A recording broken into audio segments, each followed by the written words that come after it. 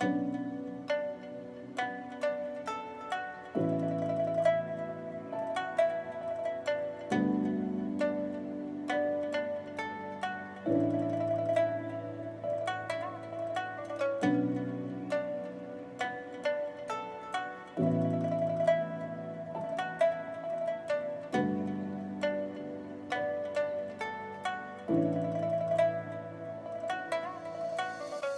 everyone! Man, it is always going to be an amazing day when we have a new One Piece chapter, especially like this one. I've been waiting a while to get a chapter just like this.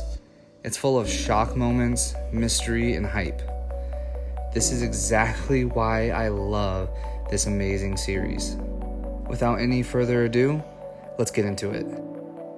One Piece chapter 990, titled Lone Force. We are getting ever so close to chapter 1000, and I cannot wait to see what Oda has in store for us. The cover page has the twins pulling up a rope, finally realizing that Pound is in fact their father. They figured it out apparently because Big Mom mentioned to them that their father was a stubborn man who never gave up. Alright, so we start off with a view of Onigashima, while sounds are reverberating all over the island. One is screaming while someone yells, "Kyoshiro." We see and realize Sasaki is now free and very upset. Apparently Denjiro and Sasaki were close friends and he felt betrayed. This could be interesting depending on how close their bond is.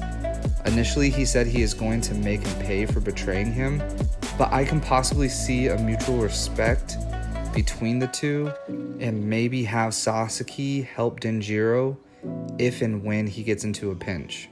Sasaki was surprised at Big Mom's power and that she was able to reach an attack to destroy the sacred tree he was tied to. He also comments that Kyoshiro/Denjiro is a retainer of Odin and then wonders what the noise is on top of the dome of Onigashima. His men let him know that is where Kaido is fighting. The scene perfectly goes to who they were talking about with a close-up of Kaido in dragon form. The panel zooms out and you see Kaido lingering while the minks take on a number. You see a display of the minks fighting against the beast pirates pretty fiercely and a nice panel of Jack taking a bunch of them on in mammoth form. Then you have an epic close-up of Kinemon analyzing the battle before him. It zooms out once again and you see all the scabbards, minus Inu and Neku, standing, absorbing the battlefield. A mink is thrown in front of Kinemon and it shows Jack with a close-up breathing heavily, making it seem like he just took out all his enemies. As Kinemon reaches for his swords, Inu and Neku stop him while in their Sulong form. Unfortunately, we don't get to see them, it's only their silhouettes. They then take off to get retribution against Jack. Inside the dome, we see Queen and King talking about the war, and Queen realizes that Hyogoro and the prisoners are there led by Luffy. He tries to understand how they were able to escape and why Babanuki said everything was fine. King calls him out and says he isn't surprised Queen failed and he has no expectations for him. Kind of a slap in the face. With the transponder snail, King calls the Flying Six. What I love most about this chapter is the seamless pieces that the panels go to from one to the other. Because the ring of the snail that King was just calling the Flying Six goes to X-Drake. And while the snail is ringing, X-Drake tells Hawkins that since he was held against his will in Kaido's crew, there's so much chaos, if he wants to betray, he should make this his chance. Hawkins is reading cards and mentions how a certain person has a 1% chance of living through the night. Now to me, this seems like Hawkins was reminiscing on the person he is probably most flustered by, which obviously would be Law.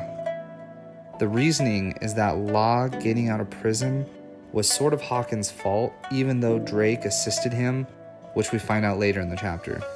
Being that the most recent and relative incident with Hawkins was Law escaping, he probably is speaking of Law having a 1% chance of living.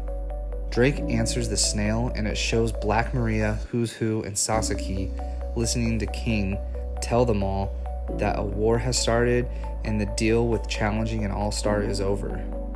They need to focus on the war at hand. Ulti is upset by that order and argues with Page 1, only having King interrupt them and telling them to shut up, you shitty brats, which angers them quite a bit. King orders them to not let the enemy reach the rooftop to attack Kaido. This tells me that the Flying Six are about to not only face off with the Straw Hats, but possibly some other serious contenders like Law, Kid, Marco, and even Old Man Hio. The next half of this chapter is an absolute whirlwind. Who's Who shows up to Drake and tells him they should go kill someone that he has been wanting to kill, Queen. Drake refuses and says it will weaken their forces. It then takes us to the numbers and all the samurai telling the Straw Hats not to waste their time and energy, and they will make a path for them.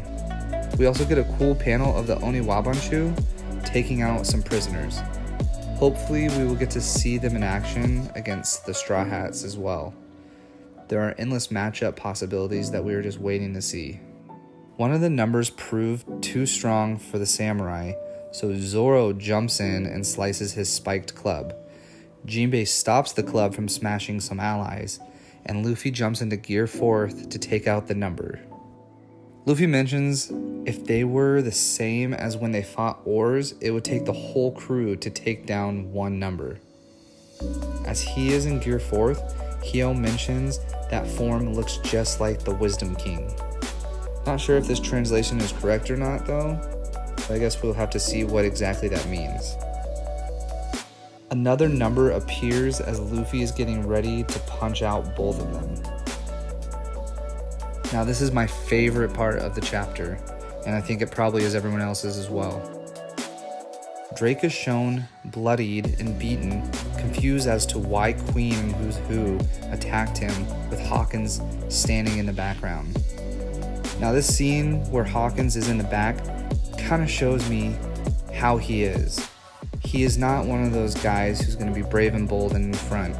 He's going to let everyone take each other out and then plan to be the one standing at the end. Kind of a little skeevy, to be honest. Who's Who says, "You were the one who helped Law escape." Hawkins says no one other than Drake could have done it. Drake then realizes the person Queen, and possibly Who's Who, wants to kill is himself. They ask what is he doing there and what is he plotting. He tells them he won't say a word. He also has some inner dialogue saying it's the end and he can't justify his actions. Queen threatens torture, and right then an explosion happens with Drake getting away. Drake contemplates going back to the Marines but assures himself of the job he has to do, and he still has a hope to look to. The scenes then perfectly collide, and we have Luffy punching the numbers coinciding with Drake jumping down to them, slicing one of the numbers. He sees Luffy and claims that if there is a hope that he needs, and then recollects Kobe saying Luffy is amazing. Drake yells to Luffy that he is a lone force and wants to fight alongside him. Luffy in Gear 4th ends the chapter by saying, "Huh?" Unfortunately, there is a break next week, but this is a chapter that I absolutely loved and have been wanting for a while. It has dialogue, it has hype, it has two forces hopefully teaming up together. What did you guys think of the chapter? Do you think it was Law that Hawkins was talking about, having a 1% chance of dying? Let me know your thoughts in the comment section below. Thank you all for supporting me and my channel. If you can, please like the video real quick and share to your friends. Remember to be kind to others. See ya!